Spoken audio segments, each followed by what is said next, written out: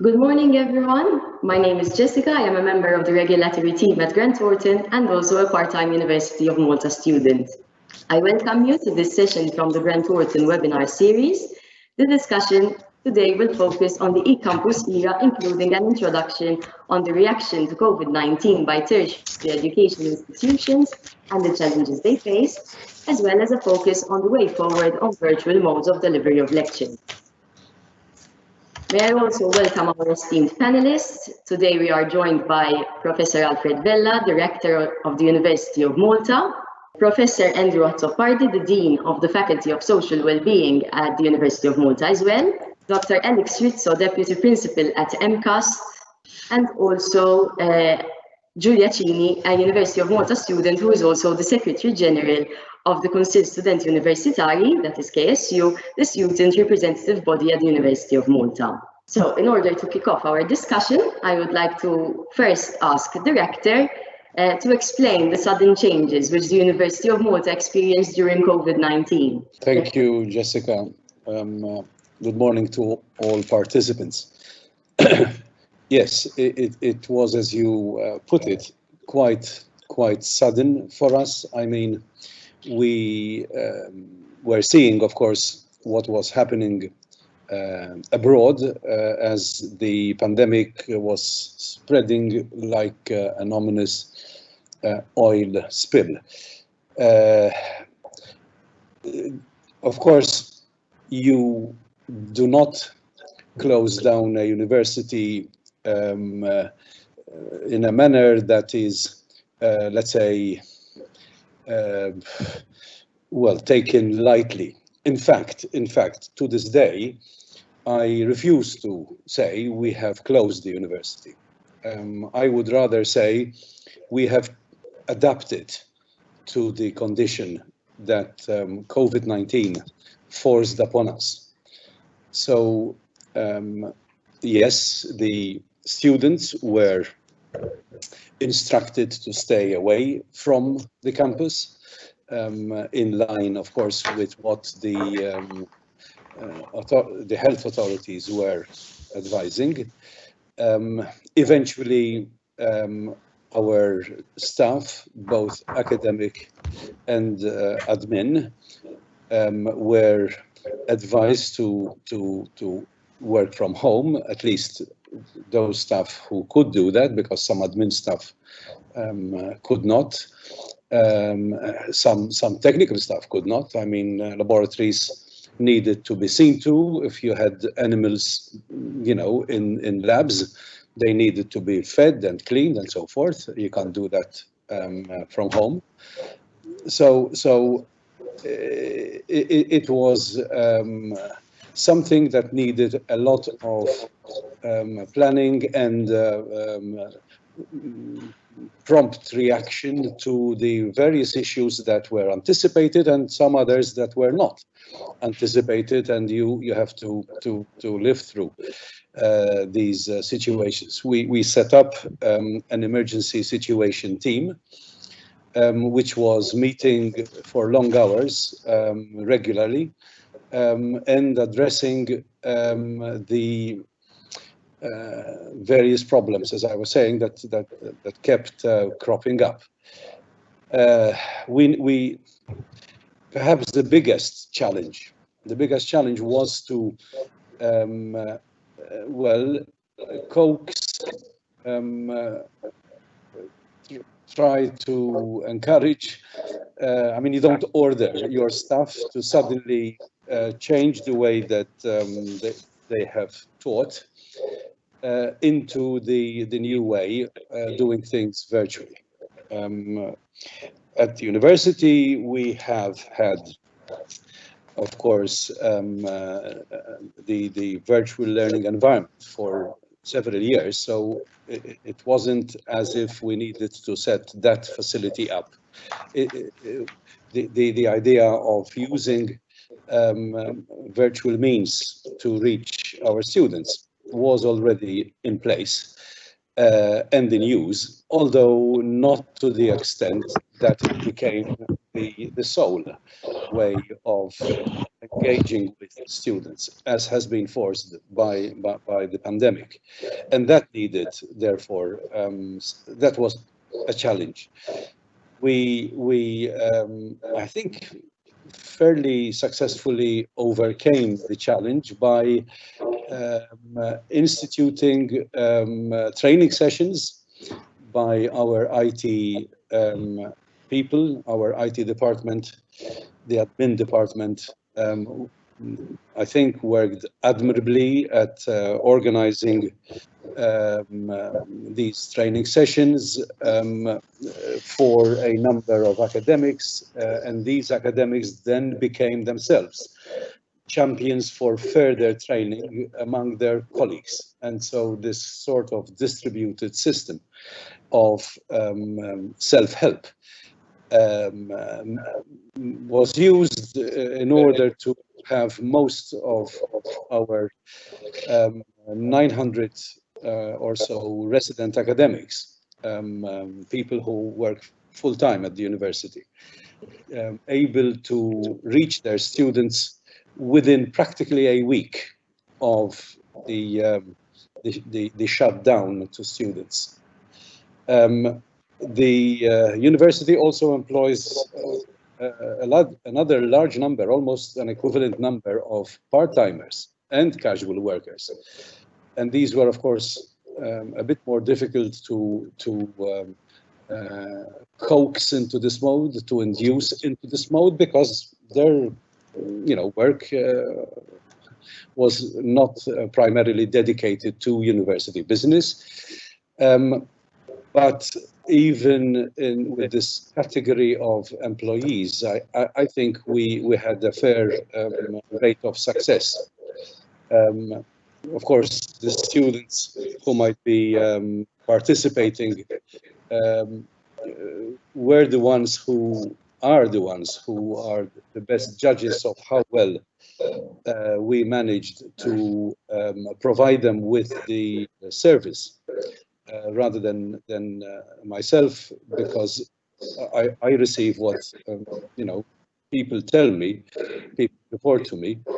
I personally, as a tutor, delivered all my lectures to the classes that I teach and tutorials.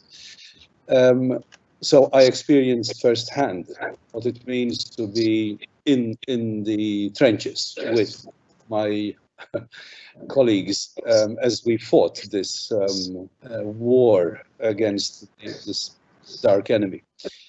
I don't know if you want me to continue talking about my experience as a home teacher, or to leave the word to others. Let's hear how MCAS compares to this experience from Dr. Rizzo, and then perhaps Dr. Wu will discuss more later on a personal level, now as a tutor, what your experience actually felt like. Okay. Dr. Rizzo, can you please give us an overview on how this experience compares now with the one at MCAS? Okay, I would say quite similar in that we only had days of preparation time, as University of Malta, very similar. So in a few days' time, we had to turn all of our lecturing staff, all of our students to online communication. It wasn't that difficult by way of a challenge, because our students already utilize our own virtual learning environment. They always submit assignments online. We utilize Moodle, and we use plagiarism checks as a plugin to Moodle. So the use of online communication wasn't that difficult. I think the difficulties lie elsewhere, to be honest. Even for lecturing staff, they use a general communication system, which is customized online as well. And we are all Microsoft users in the case of MCAS. So we switched immediately to Microsoft Teams, both for management meetings and for lecturing sessions. And as we're using Teams at the moment, it's not a difficult tool to use. It's a low-end, easy system. I think the challenges were not those, to be honest. MCAS, possibly more than other academic institutions at higher education level, is we call ourselves vocational. in reality at the lower levels, and we are higher education at the higher levels, but it still means there's a lot of practical components in what we do. And obviously these virtual learning environments are limited in the practical components. We are also highly complex in that in MCAST we run programs on 7 of the 8 European qualification levels. Level 1 is level 8 is, we run programs from level 1 to level 7. And the lower you go down the levels to pre-O level, the more skilling you have and the less, I would say, academic content, and the higher the levels, the higher the academic component and the less the physical skilling. So we had a differing situation over there, which made life a bit challenging for the lower levels particularly. We also saw some very interesting and unexpected trends in student reactions to our outreach efforts. Silly example, but one that comes to mind is that we had students disappearing, and obviously one would try to be actually active on Teams, maybe not. And other students who had disappeared before suddenly becoming active, and they had disappeared before because they were doing a part-time job. They could no longer do those jobs because the job set was down, so they came back to education. So we actually had students coming in that we had lost, and possibly losing students that we had contained. So a very, very particular scenario that we had to face. And obviously, we will only know how maybe I'm diving towards the end of it. We'll only really know how successful we were in these 3 months, not even via assessments, because it's industry that checks and tests our product at the end of it all. We get our feedback from industry, and that takes a bit of a while to come. So we still have to see what we've done, how effective and successful it was. Thank you, Dr. Rizzo. Julia, if I may turn to you, the rector mentioned that he would be interested in actually gauging the student experience, specifically for University of Malta, considering that you are here representing KSU. What are your thoughts there? First of all, good morning. Thank you for having me. This was a very, very big shift in our lives, and obviously we had to adapt accordingly. I think that, as the rector pointed out, the shift was done within a week. Everything was online, and it was subject to what the lecturer found more comfortable. I am lucky enough to be in a very academic, information-based course, so that wasn't a very, very big issue for me. So we either had lectures on Zoom, we had pre-recorded lectures that took the form of voice recordings. Some professors decided to create slides and talk over their slides. And we had a number of different methods where teaching was carried out to us, which I think to a course like mine, I'm coming out from the law course, would be very, very beneficial to keep utilizing in the future. However, the communication, the atmosphere, the social life that comes with going to university was all missed, and it was all missed dearly. The fact that you are not with your friends studying at the library, you're not having a cup of coffee on Quadrangle. And it's not just the superficial part of it, but it's also the fact that we have a number of students here who need the library to study in, who need certain spaces to get out of the house and work in. So it wasn't just that social aspect that was missing, but it was also those resources of space, of maybe the library computers, other books sometimes, were dearly, dearly missed from the students. And I do hope that we can still incorporate e-learning, which I think is something we're going to talk about later, into our curriculum, but we'll still have the physical presence on campus, which I think both KSU and the Rectorate is very, very agree on this matter. Thanks. Now, let's change topics slightly. Professor Azzopardi, you have yourself experienced virtual interaction with students as a lecturer during COVID. Now, so virtual interaction, can this totally replace face-to-face interaction? Would this work specifically within your faculty? Coming again may I reiterate, being the Dean of the Faculty of Social Wellbeing. Hi, Jessica. Actually, the fact, apologies, but I'm going to correct you a bit because it's the Faculty for Social Wellbeing, and I'm going to say, no, it's fine. But I'm mentioning this in particular, this point in particular, because actually we are a faculty that actually engages. That is the difference. There was apparently, because I wasn't around at the time, a lot of debate on this issue, whether it's Solvent 4. And one of the reasons why my predecessors thought it would be appropriate to have the 4 instead of the of is because we are a faculty which is closely engaged with the community. So our point of departure is that probably I am the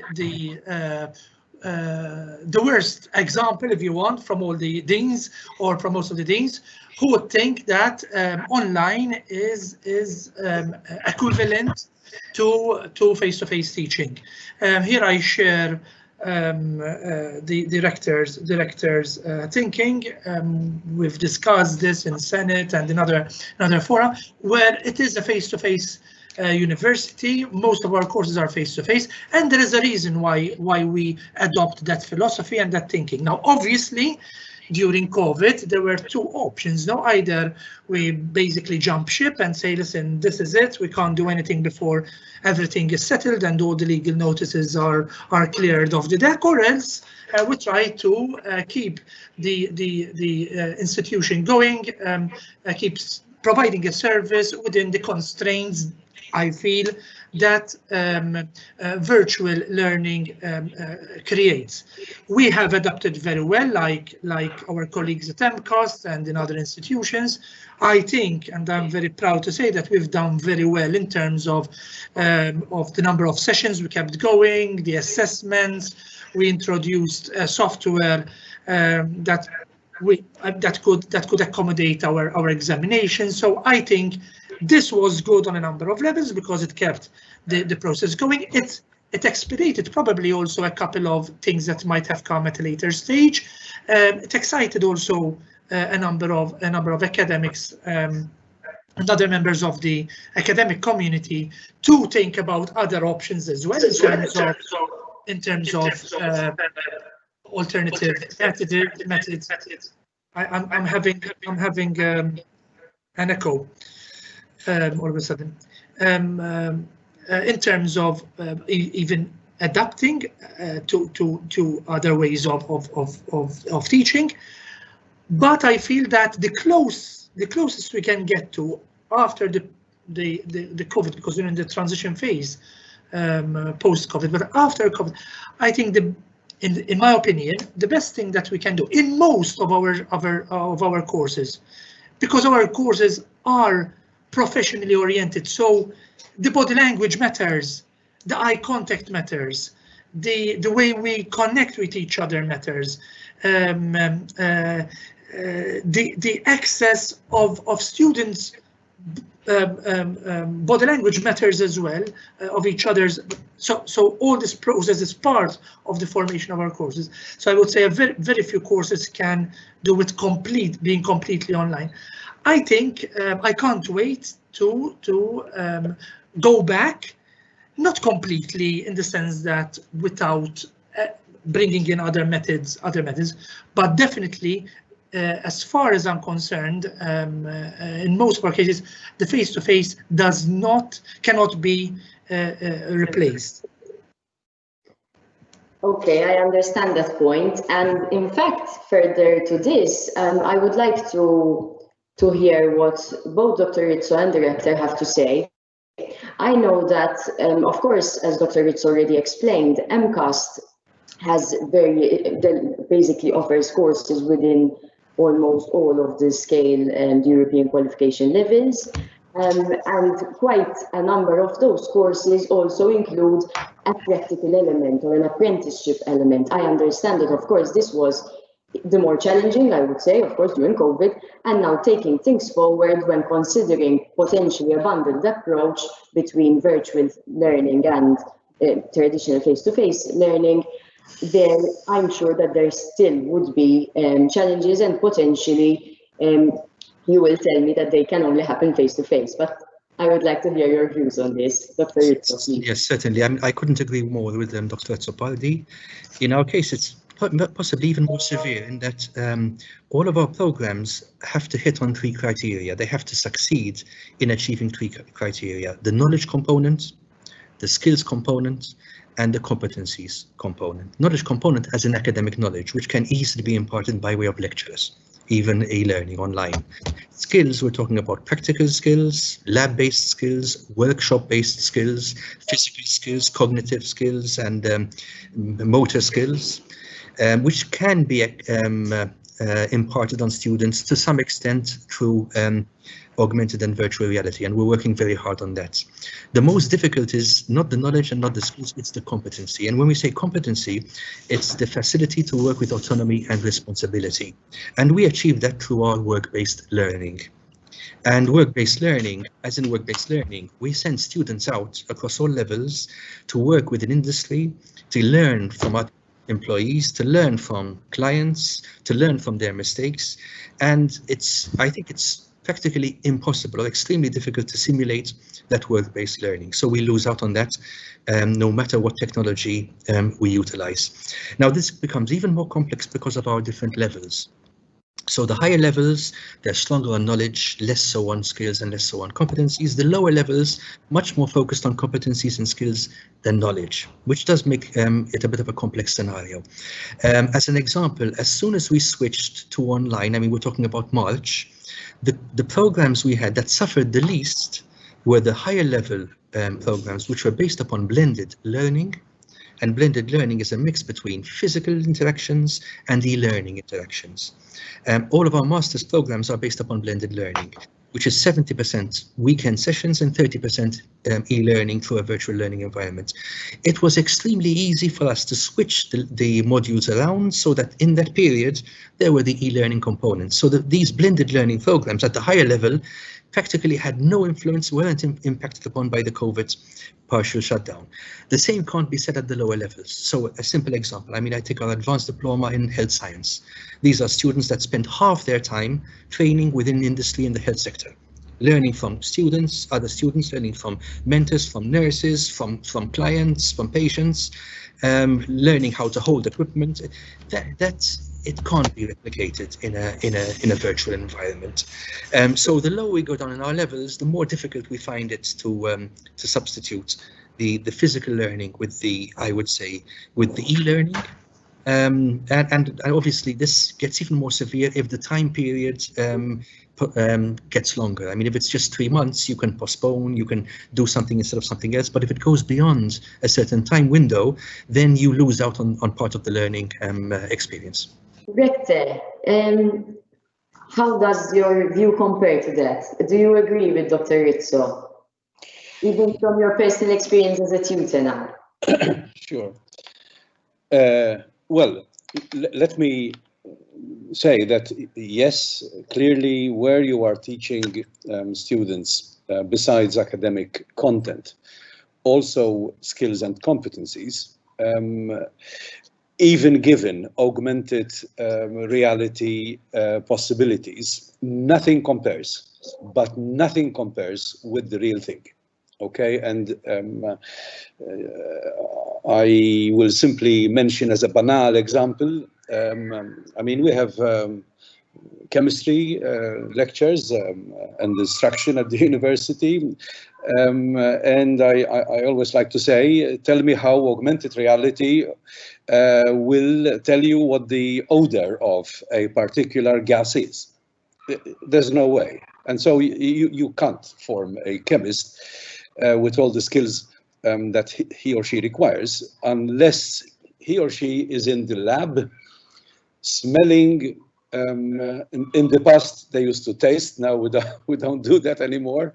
We don't taste poisons anymore. I mean, that was in the very, very distant past. I don't remember that past. So let me not give any wrong impressions. But anyway, to be in a lab, doing things, seeing, and most importantly, sharing the experience with fellow students and staff. Julia made an interesting point. that the social aspect, and I don't mean social, like socializing, gossiping with colleagues, important as that too is, but I mean being physically present to sense the atmosphere of a learning community is essential. I mean, universities exist that are virtual, yes, of course. The Open University in the UK is a prime example of a well-organized institution, but frankly, I don't think it compares. The experience can never compare with the physical experience of being on campus with other fellow students and the professors and lecturers present. In fact, the title of your webinar had on me a very chilling effect to read, the e-campus era. Gosh, e-campus. I mean, if we come on campus as we do, armed with all sorts of smartphones, that's fine, I suppose. And let me tell you that is not a welcome presence in my lecture room. I distinctly dislike having the attention of my students driven away from what I am trying to tell them and enthuse them in, because of that blessed piece of equipment that is always present there in their hands. And how I delight to catch the ones who are busy, applying their fingers to the blasted equipment by asking questions that they can't answer because they are, of course, not listening. Rather, they are chatting away or whatever it is they do with the blasted thing. You tell me how you can do that when you are teaching remotely and they might not even be watching what you are sharing as a screen, but rather something else. And to boot, you can't even see them because they have put up, they switched off their cameras. And no, sorry, remote teaching is not for me. Perhaps I'm too old anymore. But as Andrew was saying, I need to see the kids. I need to understand what they are doing in person, because to interact with them, you have to do it very sensitively. And how can you be sensitive when you are not seeing your subjects? Sometimes, as I say, you ask a question that they can't answer because they were not paying attention. But then, of course, having given them this cold shower, you need to be able to wipe them dry and bring them back on board, because the objective is not to humiliate the student, but simply to engage with them, almost, yes, dare I say it, endearingly. I mean, teaching is an act of love in reality. And you can't do that with pictures and with screens that are black with a JF or some other not words written on it to show who is behind that screen. So and let me remind also to dispel perhaps the view that the university can teach most of its courses online because we are academically orientated. Let me dispel that view. So many of our courses, Andrew was speaking about his programs that are eminently people-centric and people-based and need the ability for our students to actually be with themselves and with others, counseling, social work. But think about science. You can't teach science academically. Science is taught in a lab, perhaps with mathematics and statistics as a possible exception, although even there, you know, there are also skills to be learned, and the best way to learn them being the in-person teaching. I don't need to mention, I don't know, medicine. I don't need to mention health science. I don't need to mention education. These are all, dare I say it, vocational programs. I mean, students need to yes, be inducted into a vocation that requires physical presence, and simply putting on notes on a screen or a nicely laid out panopto class, as we have been doing over the period, requires. Let me say that I don't think we are out of COVID completely. I think the transition period to normality, if that will ever be the same, I don't like to use the blessed new normal descriptor, which has been totally overused and has become almost silly as a term. But going forward, there will be a point in time when possibly we will be back to what we were. But the transition period, I suspect, is not going to be short. And for sure, I think the coming academic year, beginning October 20, is going to be confounded by the effects of what has happened recently. At the university, we have lost teaching spaces to Mater Dei, to the hospital, because we are neighbors to the hospital, and we have allowed them to use a number of our larger spaces as a potential hospital annex, just in case we have the feared second peak at about that time, and because of that. But also because we will not be able to have our lecture rooms accommodate the normal number of students, because we will need to probably respect, come October, social or physical distancing. That's another word I detest, social distancing. Let's call it physical distancing, because social distancing, anyway, bad term. So physical distancing, because we will need to respect that.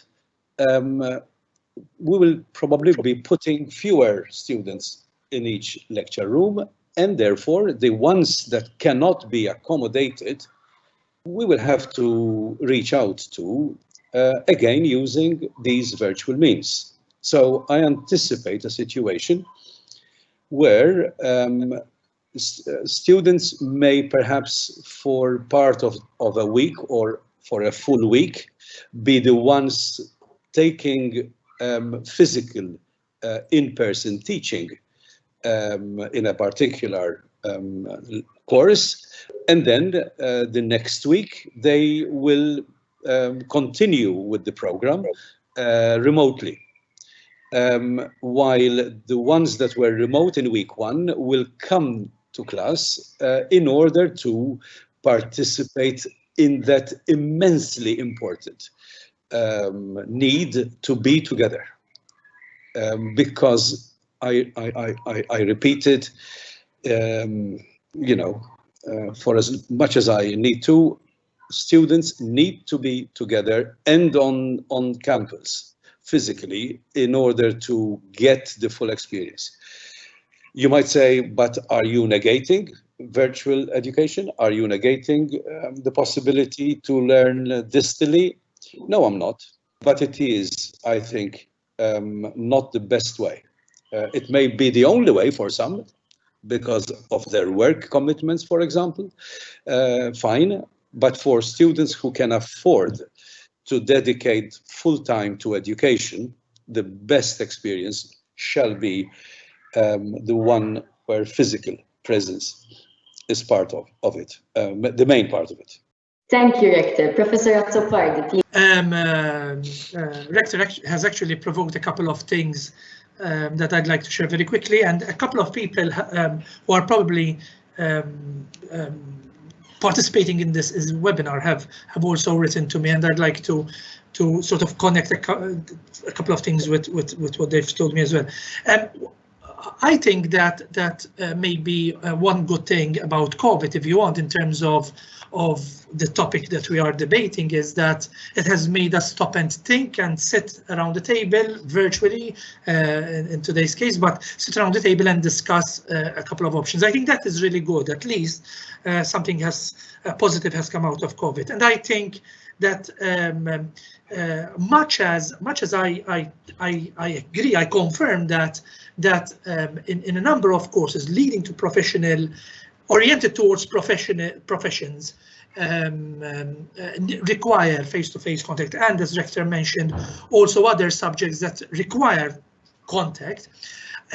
I think we need to find ways, we need to explore ways how potentially we might have courses which are studies oriented, which are mainly content oriented, whether we can find ways how to bring together technology with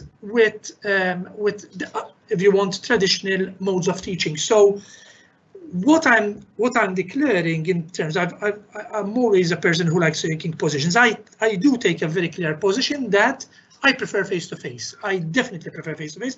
I've lived 2 months, if I might say, terrible months of having to be stuck to a monitor. And as Rector said, and other people in this panel have said, looking at this screen and these grey boxes with initials of people who you don't know if they're dancing to a TikTok or singing their hearts out as they watch some series, or else actually participating in your lecture. So that felt terrible, even though you might get that in a classroom, in all fairness. Okay, people can look very interested and yet be on a different planet. So this experience was terrible. It was in some sense it was terrible, very intense. It took a lot of energy out of us. It's also because I don't think we knew how to manage this experience. So there's lack of education from maybe my end as well, because we didn't know how to. However, there might be topics either within a study unit or actual courses that might lend themselves. Maybe somebody telling us all about Plato, and as we sit and listen about Plato, or that is fine, that is good. So I don't think we should eliminate, in my opinion, I don't think we should. I think this is a fantastic opportunity to possibly explore whether me, in the first place, might be missing out on the benefits, if you want, of not using technology. So I'm remaining. I leave the door open a bit because there might be a need for that. Having said that, I remember. I know this sounds a bit nostalgic, and when you hit the 50s button, then you start talking a bit in that way. I remember campus life 25 years ago, and the benefit that what we took from university wasn't from the lectures only. Let me add the only. But it was from our interaction with other students from other courses, the time spent in the quadrangle, the time we spent at the canteen, the time we spent doing sports together and debating and discussing and feeling as if we were going to change the world or wanting to change the world. And that, most of it, you couldn't get through the class, much as they encourage discussion. You couldn't get that through class. So I'm caught a bit between a rock and a hard place. I'd like to feel modern and be modern and say, listen, let's adopt these systems. On the other hand, I'm worried that the e-learning process does not compensate yet. To my knowledge, I might be wrong, and probably I am. It might not compensate for that informal and non-formal aspect of the educational process you get through other channels. So I need to be convinced that e-learning can do that. If it can do that, then I'll be happy to change my position. Thank you. We also have we have a question from the public. It is being asked whether going forward we would not expect, therefore, to see now two types of students in class, perhaps people participating physically and people participating remotely. So here again, we're going on to the topic of blended learning, which was already mentioned. And in particular, it is being asked whether this could address numerus clausus issues, those courses that have a limited amount of students that they can accept on a yearly basis. I think perhaps we can hear both views from the rector on the university and also from Dr. Rizzo, following the rector on Mcash. Jessica, with respect to numerus clausus, it is very unlikely that simply having students, let's say, following a program virtually will solve that problem, because numerus clausus is a necessity that has to do with the practical aspect of a program, not the content that you can deliver in the lecture room, but that which requires, for example, patience. Okay, and therefore, frankly, I do not think that will address that issue. With regards to the physical and remote teaching prospect being part of the future, I was mentioning the system insofar as the transition period back to normal is concerned, because of space considerations. Ideally, all your students will be hosted physically. However, let me not be misunderstood. E-learning is one of the features that we want for our university. We already have, well before COVID struck, a number of programs that are run completely online. Okay, and that will continue, because sometimes the educational provision that you can give online is necessary, and causes the university to spread its influence way beyond the Maltese coastline. But more than that, I am totally convinced that there will be, for sure, a future where a component of virtual learning, the blended approach, for example, where you give part of the lectures in a lecture room, another part in a workshop, a third part where you have students follow prepared modules via some means. Panopto is one of our preferred modes, so that the student is learning in more than one mode. The so-called flipped classroom may become important for certain courses. By flipped classroom, I mean the main academic content is delivered virtually, and the student can pick and choose the time when he can take the class, whenever it is convenient for her or him.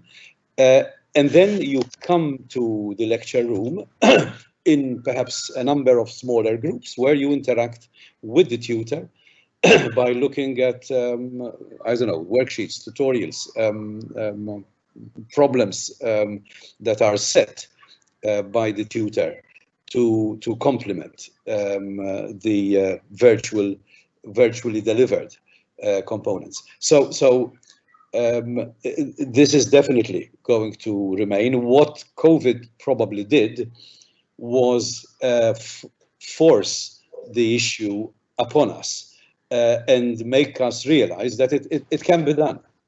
That the fear of technology, especially for us, the older fogies who are still involved with teaching, now realize that there is nothing to fear from Zoom or from Panopto, and that the students will get added advantages by having added value by having these possibilities offered to them. But this is not to say that we will become anytime soon a virtual university. By the way, running a university virtually is a lot cheaper,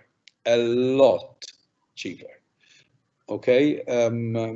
Suffice it to say that to bring in the Open University again, by way of comparison, that university has 170,000 students, approximately. And it only employs approximately 1,000 academics. Okay, that's 20 times the less academics being employed than the University of Malta. So it's tempting to say, what if we go entirely online? It will be cheaper, but I don't think it will be quite the best way for students. Thank you, Rector. Dr. Rizzo, very briefly, do you see a future for more blended learning at Mcash? Actually, yes. We have no choice. We have blended learning at the higher levels, not at the lower levels. We have to extend that across all levels. One must appreciate blended learning means that students, no matter if they have physical lectures or e-learning lectures, there is a VLE platform. There's a virtual learning platform where they communicate on this platform. So it takes some doing to implement at the lower levels, but it does give a flexibility in that you have any choice. Your equation is 100% taught, 0% e-learning, or 100% e-learning, 0% taught. As long as the platform is there. We don't yet use it extensively at the lower levels, so we have, I think, no option, even if the physical lecture component remains. The major component, the platform whereby students receive materials online, they submit online, they communicate where necessary online, that has to be there. We have no choice as Mcash goes. A second thing that we have been forced to do is speed up our EdTech framework, EdTech as an educational technology. We now have an EdTech framework which basically states what Mcash needs to do by way of new, what we call disruptive technologies, not destructive, disruptive, as in artificial intelligence, as in virtual reality, and as in augmented reality. The framework has been put in place. It will take years to implement. It won't solve all the issues. It will give us a tool to help us in skilling students online virtually.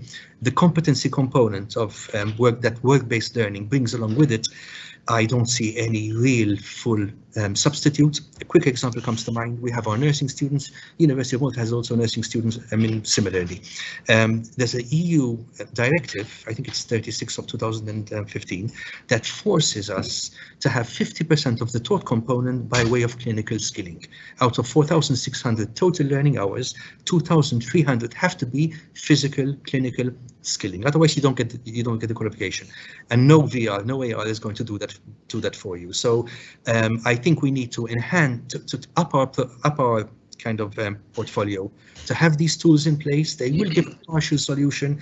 I don't think they'll go all the way. I do compete with my colleagues in that the physical learning, the direct interaction, the feel, the touch, the smell, they can only be partly substituted. Universities that have e-learning programs are usually commercial universities. They make a lot of money by doing so. So one has to appreciate the limitations and also the benefits of going one step further by way of disruptive EdTech technologies. Thank you, Dr. Rizzo. We have now been joined also by Professor Colin MacDonald. She has joined us irrespective of the fact that it's not even breakfast time yet in Canada, and I'm very thankful for that. She is an expert on e-learning, occupying the role of Senior Research Advisor at the University of Malta, among other positions. Professor MacDonald has vast experience in training lecturers on how to effectively deliver virtually. So now I would really like her to share her views on the advantages of e-learning and everything else that she would like to comment upon from what she's been hearing in our conversation. Good morning, everyone. It was 4:30 a.m. when and dark out when I started here, and I had some technical difficulties getting on. I was all prepared last night and could get on no problem, but this morning something changed and I could only get on as a guest. So anyway, we rectified that and I'm on now and you can hear me. So I apologize for being late. And I also apologize because I did not hear the first part of the conversation. So I may be coming in out of context. So if so, please stop me and correct me if I'm repeating something or saying something you don't want to hear. I am known as an e-learning expert. I've been designing, delivering, and evaluating e-learning courses and study units for 20 years. And it's very interesting that a lot of the discussions you're having here today, I had 20 years ago, the resistance to e-learning, the attitudes of students.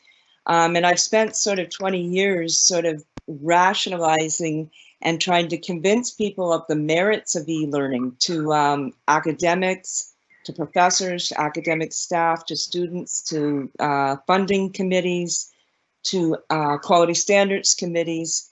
And I don't think that e-learning is a panacea for every situation. First of all, certainly there are times and places and situations where face-to-face is better. And but there are a number of situations where it's a more flexible, convenient option, especially for adults who have a degree, who want to do a second degree, or adults who are in remote areas and it's the only option. And I'm not going to list all the places and reasons, you know when it's best. But when there's a pandemic, it became the only way. So the pandemic has done for e-learning what many of us early adopters have been trying to do for 20 years. Not that we think it's the best all the time, but we don't have to fight so much for getting things changed. The good news is at Malta, when I came there 5 years ago now, the resistance was much stronger. I see a huge change in attitudes and practices. We have designed a 9-module course which teaches professors how to design, deliver, and evaluate e-learning. We taught it the first time 3 years ago. It took us a year to design the course. And we had 11 graduates.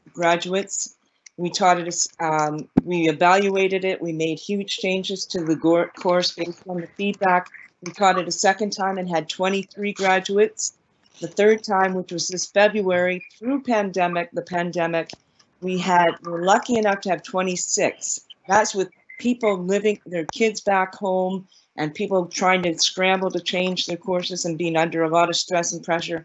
We still had 26 graduates. So we have 60 academic staff at the University of Malta who have graduate. Based on demands, we're now started a 4th course. We're starting module 2 today, and we have another 32 academic staff from the University of Malta. We'll have almost 100 staff that have graduated by September. We are developing a train the trainer course. So anyone of the people that have taken the 4 iterations we've offered that have completed the course will be able to take the train the trainer course, and then they will be able to teach it in their faculty or department. So we'll scale up faster because it is slow to teach 30 at a time. So we know more people need training. That's the #1 thing. When I was first in Malta 5 years ago, volunteering during my sabbatical, I conducted a needs analysis and ran focus groups with people from 11 faculties.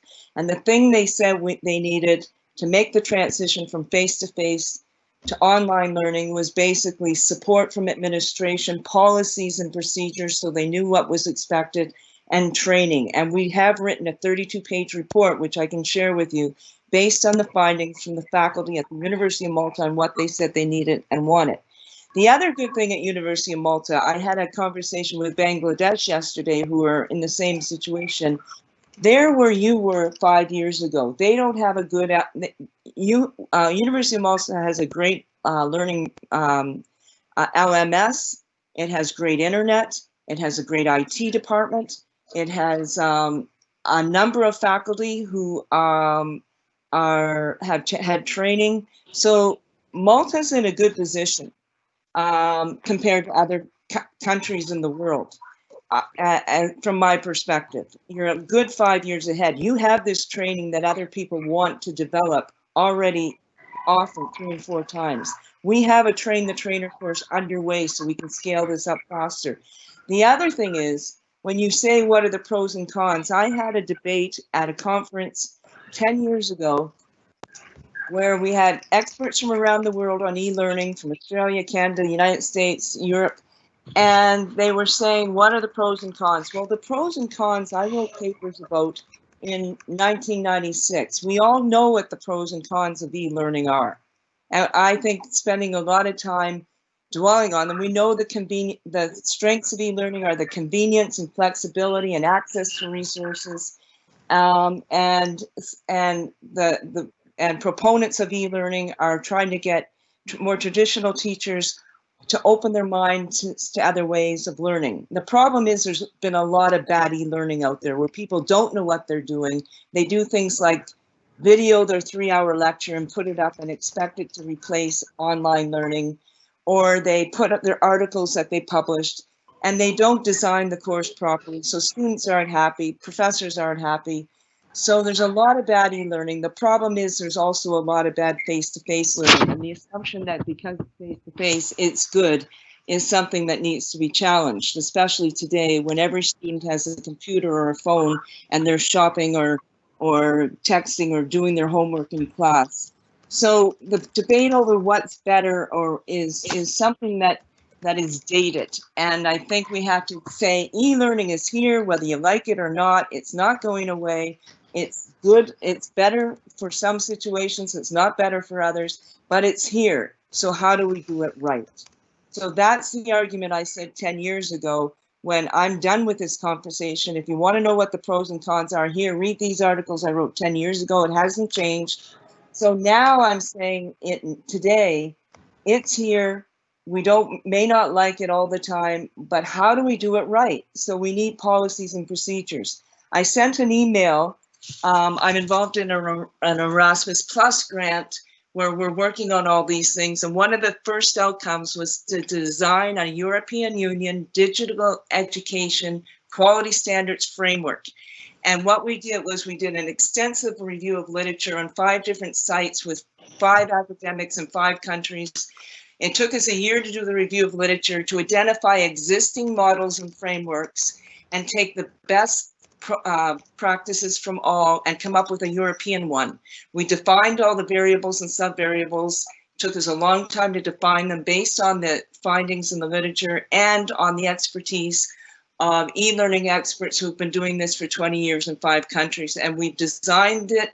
And if you open the link, which I've sent, if you can share the link and click on it, you see this lovely figure. It's actually an internet connection figure.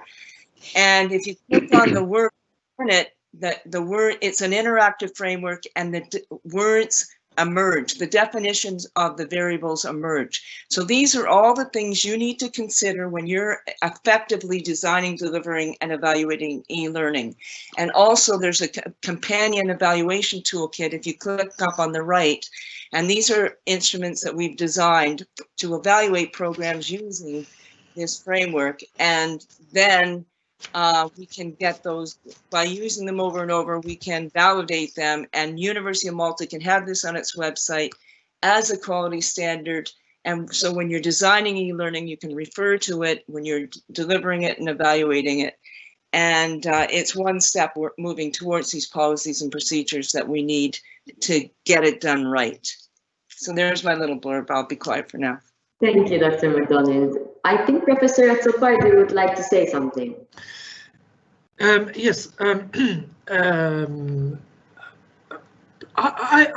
also think that we haven't, and this was pointed out to me by a colleague who's following this conference, but I think it's a very important point that has been raised with me, that one major there are populations actually, particular populations that would benefit also from e-learning because of their particular circumstances, or rather because of the circumstances created by society. The persons with disability come to mind.